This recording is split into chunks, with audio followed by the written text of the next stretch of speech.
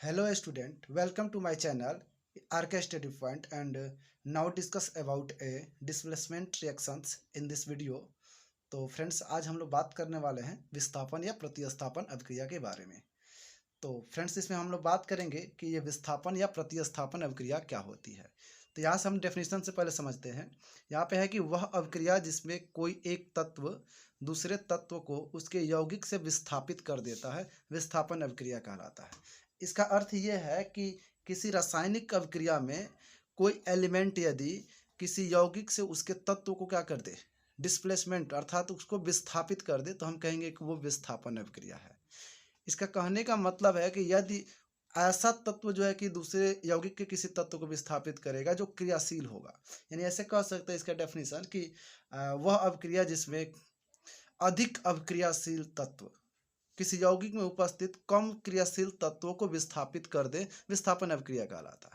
ये दोनों डेफिनेशंस के अनुसार ये है कि यहाँ पे एक देखिए, यहाँ पे एक रिएक्शन है कि Fe प्लस CuSO4। यहाँ पे देखिए Fe जो है कॉपर से ज़्यादा अभिक्रियाशील है। इसका मतलब Fe जो है इस कॉपर को भगा देगा। आप लोग ऐसे दैनिक जीवन में भी आप लोग देखते होंगे कि जो आदमी बरियार होता है वो कमज़ोर को जो है कि डिस्प्लेस कर देता है, भगा देता है। तो वही काम इस रिएक्शंस में भी हो रहा है। आप देखिए ये Fe जो है कि ज़्यादा क्रियाशील है कॉपर से, तो क्या करता है, कॉपर सल्फेट विलयन से कॉपर को विस्थापित कर देता है, डिस्प्लेस कर देता है। देखिए Fe ने कॉपर का जगह ले लिया, Fe यानी फेरस सल्फेट बना लिया और उसके बाद से कॉपर को विस्थापित कर दिया है। तो यहाँ पे जैसे आप लोग देख पा रहे हैं, यह अभिक्रिया दो प्रकार की होती है। पहली एकल विस्थापन, आप लोग के ये शब्द से आप लोग को स्पष्ट हो जाए। एकल मतलब एक विस्थापित करे, यानी कोई तत्व अगर एक तत्व को विस्थापित करता है तो उसे हम कहेंगे कि एकल विस्थापन अभिक्रिया है। जैसे इस दोनों रिएक्शंस में आप देख पा रहे हैं, जिंक भी जो है कि कॉपर से ज़्यादा अभिक्रियाशील है। तो जिंक क्या करता है, सिर्फ कॉपर को विस्थापित करता है, अर्थात सिर्फ एक ही एलिमेंट को विस्थापित कर रहा है, डिस्प्लेस कर रहा है। इसलिए हम इसे कहेंगे कि ये दोनों रिएक्शंस जो हो जाएंगे वो एकल विस्थापन में आ जाएंगे। अब फ्रेंड्स बात करते हैं हम लोग कि द्विविस्थापन क्या है।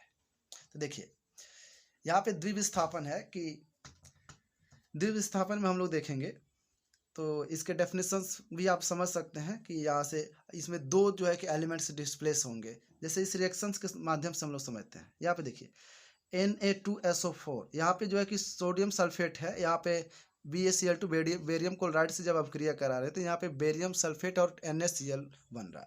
लेकिन इस अभिक्रिया में हम ध्यान से देखेंगे तो यहाँ से क्या कर रहा है, Na जो है, यहाँ से देखेंगे तो ये सल्फ Na जो है Na जो है कि Ba को डिस्प्लेस कर रहा है। यहाँ पे देख सकते हैं Na जो है Ba को डिस्प्लेस करके, यानी Na और Cl मिल करके सोडियम क्लोराइड बनाया है, अर्थात साधारण नमक बना दिया है। और ये देखिए Ba जो है Na को, Na ने Ba को डिस्प्लेस किया, तो फिर Ba ने क्या किया, SO4 के साथ अभिक्रिया कर लिया। इसका मतलब इसमें दोनों तरफ से अभिक्रियाएं हो रही है। एक तरफ से देखा जाए तो फ्रेंड्स इसमें आयनों का आदान प्रदान हो रहा है। जैसे कि हम आप लोगों को बता दें, यहाँ पे जो है कि अपना ये दो इलेक्ट्रॉन क्या कर रहे हैं, हम जानते हैं, यहाँ पे आपको समझाना चाहते हैं, हम जानते हैं कि Na के पास एक प्लस चार्ज होता है। तो चूंकि यहाँ पे थोड़ा ऊपर चलते हैं, हम इधर देखते हैं, यहाँ पे देखिए Na के ऊपर प्लस चार्ज होता है, अर्थात यहाँ पे जो है कि दो प्लस चार्ज है। फ्रेंड्स आप समझ पा रहे हैं, इसमें सोडियम परमाणुओं की संख्या 2 है, इसलिए इस पर 2 प्लस चार्ज हो गए हैं। और आप लोगों को पता है कि Cl पर जो होता है वो माइनस चार्ज होता है। तो यहाँ पे 2 क्लोरीन होने के वजह से यहाँ पे जो है कि 2 क्लोरीन भी 2 माइनस चार्ज भी है। यहाँ पे 2 प्लस और यहाँ पे 2 माइनस चार्ज है, तो प्लस और माइनस मिल करके अभिक्रिया कर लेता है। और यहाँ पे SO4 पर जो होता है, यहाँ पे हम दिखा दें आपको, SO4 पर 2 माइनस होता है। आप लोग को ये थोड़ा सा याद करना पड़ेगा, SO4 पर 2 माइनस, सल्फेट पर 2 माइनस चार्ज होता है और Ba पर प्लस चार्ज होता है। तो ये करता क्या है, SO4 और Ba दोनों मिलके बेरियम सल्फेट का विलयन बना लेता है, क्योंकि इस पर बेरियम पर 2 प्लस चार्ज होता है और सल्फेट पर 2 माइनस चार्ज होता है। इसका मतलब ध्यान से देखा जाए तो सोडियम और क्लोरीन के बीच में आयनों का आदान प्रदान हुआ है और यहाँ सल्फेट और बेरियम के बीच में भी आयनों का आदान प्रदान हुआ है। इस आधार पर हमने एक डिफिनीशन बनाया है कि वे अभिक्रिया जिनमें अभिकारकों के बीच आयनों का आदान प्रदान होता है उन्हें द्विविस्थापन अभिक्रिया कहते हैं। तो फ्रेंड्स आई होप कि आप लोग ये डिस्प्लेसमेंट रिएक्शन अर्थात विस्थापन या प्रतिस्थापन अभिक्रिया आप लोग समझ गए होंगे।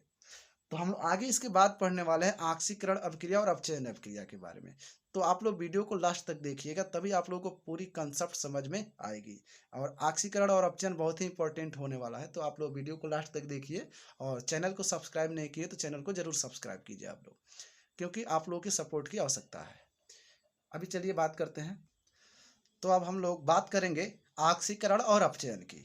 तो फ्रेंड्स, सबसे पहले आप लोग समझिए यहाँ पे कि ऑक्सीकरण और अपचयन की जो इंग्लिश होता है वो क्या होता है। ऑक्सीकरण को होता है ऑक्सीडेशन, ऑक्सीडेशन।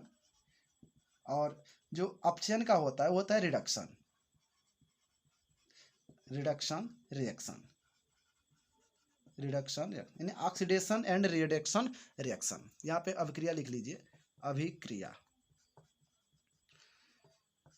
अब हम लोग आगे बात करते हैं या ऑक्सीकरण क्या है और अपचयन क्या है। तो फ्रेंड्स, यहाँ पे ऑक्सीकरण का एक और नाम होता है उपचयन।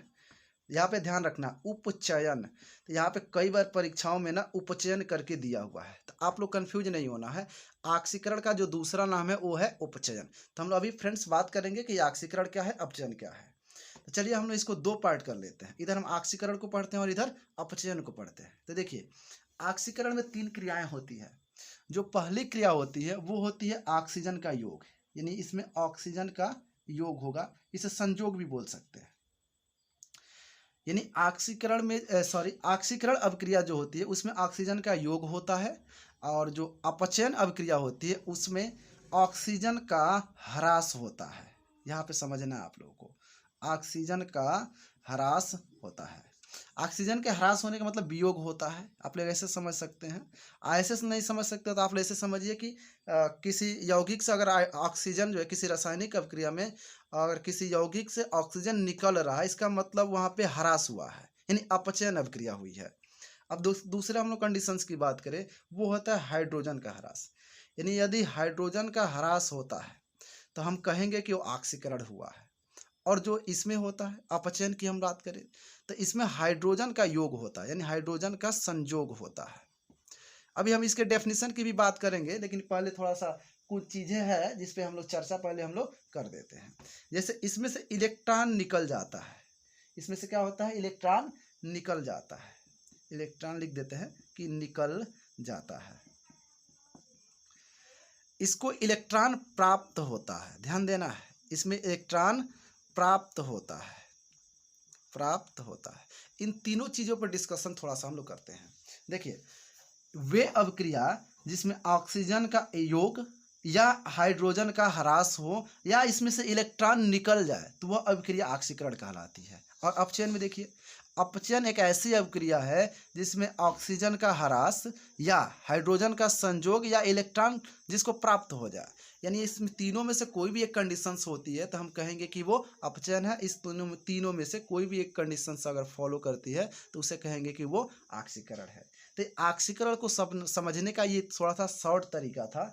अभी हम लोग डेफिनेशन की थोड़ा सा बात करते हैं और एग्जाम्पल के द्वारा हम लोग समझने का प्रयास करते हैं। जैसे देखिए, सबसे पहले हम लोग को ऑक्सीकरण का डेफिनेशन अगर देना होगा तो हम ऑक्सीकरण के डेफिनेशन में बोलेंगे कि वह अभिक्रिया जिनमें पदार्थों से ऑक्सीजन का योग, क्या बोलेंगे, वह अभिक्रिया जिनमें पदार्थों से ऑक्सीजन का योग या हाइड्रोजन का ह्रास हो या इलेक्ट्रॉन निकल जाए, ऑक्सीकरण कहलाता है। फ्रेंड्स, इसी का ऑपोजिट अगर हम लोग बात करें अपचयन के डेफिनेशन की, तो अपचयन का हम डेफिनेशन दे सकते हैं कि वह अभिक्रिया जिसमें ऑक्सीजन का ह्रास हो, देखिए ऐसे बोल रहा है, वह अभिक्रिया जिसमें ऑक्सीजन का ह्रास हो या हाइड्रोजन का संयोग हो या तो इलेक्ट्रॉन प्राप्त हो जाए, पदार्थ को इलेक्ट्रॉन प्राप्त हो जाए, अपचयन अभिक्रिया कहलाती है। तो आई होप कि दोनों डेफिनेशंस आप लोगों को जो है कि जरूर याद हुआ होगा। अब आगे हम लोग बात करें इसके रिएक्शंस की बात करते हैं, ऑक्सीकरण और अपचयन के रिएक्शंस की बात करते हैं हम लोग। तो सबसे पहले हम लोग ऑक्सीकरण को देखते हैं, जैसे कोई एक रिएक्शन लिखते हैं और ऑक्सीकरण अपचयन समझते हैं। जैसे यहाँ पे हम ऑक्सीकरण का एक एग्जाम्पल्स आप लोगों को दे रहे हैं, तो इधर ऑक्सीकरण का देते हैं, इधर अपचयन का देंगे, यानी ऑक्सीकरण और अपचयन एक ही साथ हम लोग को पढ़ेंगे तो ज़्यादा समझ में आएगा।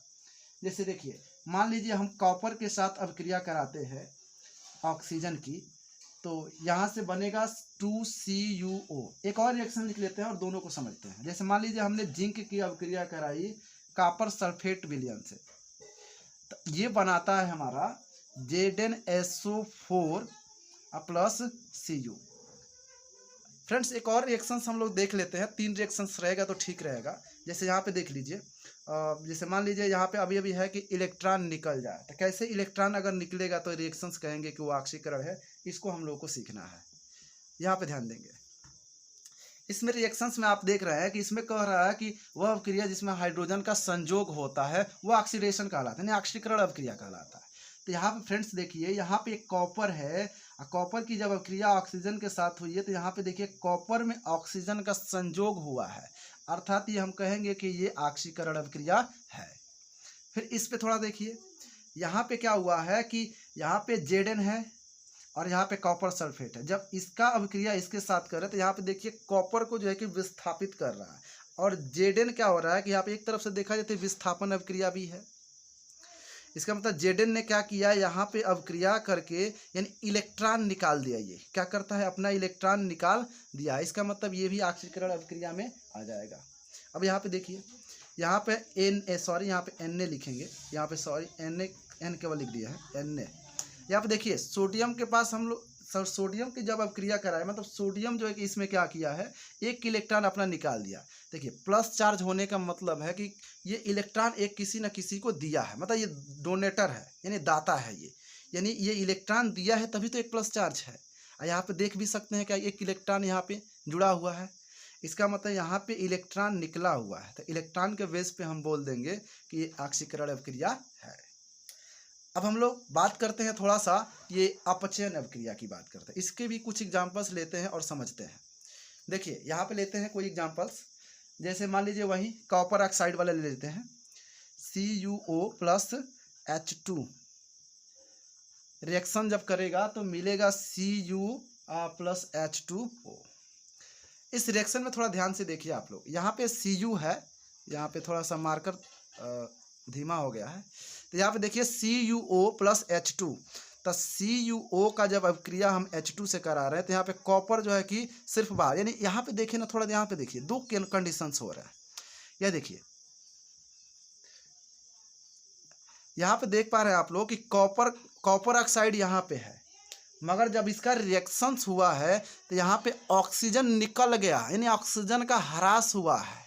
क्या हुआ है, ऑक्सीजन का ह्रास हुआ है। तो अभी अभी तो हम पढ़ रहे हैं जिसमें ऑक्सीजन का ह्रास होता है, वियोग होता है, उसे हम कहते हैं अपचयन अभिक्रिया। तो ये किस में आ जाएगा, अपचयन में आ जाएगा, अपचयन अभिक्रिया में ये आ जाएगा। फ्रेंड्स अब आगे बात कीजिए आप लोग, कोई रिएक्शंस और ले लेते हैं और समझने का हम लोग प्रयास करेंगे। जैसे ले लीजिए जिंक ऑक्साइड का ले लेते हैं, जिंक ऑक्साइड का। तो इसमें देखिए ये रिएक्शंस में जिंक ऑक्साइड जब कार्बन से अभिक्रिया करता है तो जिंक और कार्बन मोनोऑक्साइड बनाता है। तो यहाँ पे देखिए ऑक्सीजन का ही खेल है, यहाँ पे ऑक्सीजन का वियोग हो गया है, यहाँ पे Zn ऑक्साइड यानी जिंक ऑक्साइड है, यहाँ पे सिर्फ जिंक है, मतलब ऑक्सीजन का यहाँ पे वियोग हो चुका है। फिर फ्रेंड्स आगे हम लोग बात करेंगे, एक और रिएक्शंस लिख लेते हैं। जैसे ये वाला रिएक्शंस आप लोग उल्टा करके देखिए, जैसे यहाँ पे था कि Na प्लस था और यहाँ पे E माइनस है, जब ये रिएक्शंस करता है तो सोडियम बना लेता है, मतलब ये वाला जो इलेक्ट्रॉन एक्स्ट्रा था वो इसको दे रहा है, मतलब इलेक्ट्रॉन इसमें प्राप्त हो रहा है, यानी सोडियम को यहाँ पे इलेक्ट्रॉन प्राप्त हो गया है। इसका मतलब जिसमें इलेक्ट्रॉन प्राप्त होता है उसे हम कहते हैं कि वो अपचयन है। क्या है, अपचयन। तो ये 3 रिएक्शन इसमें के, 3 रिएक्शन इसमें के आप लोग तैयार कर लीजिए, ऑक्सीकरण के और अपचयन की। फ्रेंड्स इसमें भी कुछ ऐसे भी रिएक्शंस आते हैं ना जिसमें ऑक्सीकरण भी होता है और अपचयन भी होता है, तो उस रिएक्शंस की थोड़ा सा हम लोग बात कर ले। जैसे कि आप लोग अभी एक इम्पॉर्टेंट क्वेश्चंस भी आता है यूपी बोर्ड के एग्जाम में कि ऐसी अभिक्रिया जिसमें ऑक्सीकरण तथा अपचयन होते हैं उसे कौन सी अभिक्रिया आप लोग कहेंगे, तो उसे हम लोग बोलते हैं वैसे रेडॉक्स अभिक्रिया। तो उस रेडॉक्स अभिक्रिया के बारे में हम लोग आज पढ़ेंगे। तो चलिए देखते हैं आगे। तो फ्रेंड्स हमने यहाँ पे नोट कर लिया है कि रेडॉक्स अभिक्रिया, या इसे एक और नाम होता है ऑक्सीकरण अपचयन अभिक्रिया बोलते हैं। तो चलिए, मतलब ऐसे इस नाम से भी आप लोग देख पा रहे हैं जिसमें ऑक्सीकरण और अपचयन दोनों अभिक्रियाएं होती है, यानी इसका डेफिनेशन आप देख ही लीजिए, डेफिनेशन आप दे भी सकते हैं। कहेंगे कि ऐसी अभिक्रिया जिनमें ऑक्सीकरण तथा अपचयन दोनों अभिक्रिया एक साथ एक ही समय पर होता है तो ऑक्सीकरण अपचयन अभिक्रिया या रेडॉक्स अभिक्रिया कहलाता है। तो डेफिनेशन तो बहुत आसान है इसका। यानी वह अपक्रिया जिसमें ऑक्सीकरण अपचयन दोनों होता है रेडॉक्स अपक्रिया कहलाता है। जैसे एक एग्जांपल के थ्रू समझते हैं। जैसे यहाँ पे मान लीजिए कॉपर ऑक्साइड का विलयन में, अभी हमने इसका एग्जाम्पल्स लिया भी था। जब अपक्रिया कराते हैं तो यहाँ से कॉपर और H2O प्राप्त होता है। इस रिएक्शन में थोड़ा ध्यान से देखिए, आप लोग गौर कीजिए। यहाँ पे कॉपर ऑक्साइड जो है, यहाँ पे देखिए, यहाँ पे ऑक्सीजन निकला हुआ है, यानी ऑक्सीजन का ह्रास हुआ। अभी पीछे बताया गया कि जिसमें ऑक्सीजन का ह्रास होता है वो अपचयन कहलाता है। तो यहाँ से हो जाएगा अपचयन। उसके बाद से यहाँ पे देखिए, यहाँ पे H2 से H2O हुआ है, इसका मतलब ऑक्सीजन इसमें जुड़ा हुआ है। देखिए H2 यहाँ पे H2O, यानी ऑक्सीजन इसमें जुड़ा है, यानी ऑक्सीजन का संयोग हुआ है। तो जिसमें ऑक्सीजन का संयोग होता है वो तो ऑक्सीकरण कहलाता है ना। तो यहाँ से हो जाएगा ऑक्सीकरण। तो अभी अभी हम तो बात कर रहे थे इसके डेफिनेशन की, रेडॉक्स अपक्रिया की, वह अपक्रिया जिसमें ऑक्सीकरण तथा अपचयन दोनों होती है। जिसमें अपचयन भी हुआ है और ऑक्सीकरण भी हुआ है, इसका मतलब ये अपक्रिया जो हो जाएगा वो रेडॉक्स अपक्रिया हो जाएगी। अब आगे हम लोग बात करें, कुछ किसी दूसरे एग्जाम्पल्स की बात करते हैं। जैसे एग्जाम्पल्स और ले लेते हैं और समझते हैं। जैसे मान लीजिए यहाँ पे हमने जिंक ऑक्साइड का एग्जाम्पल लिया है।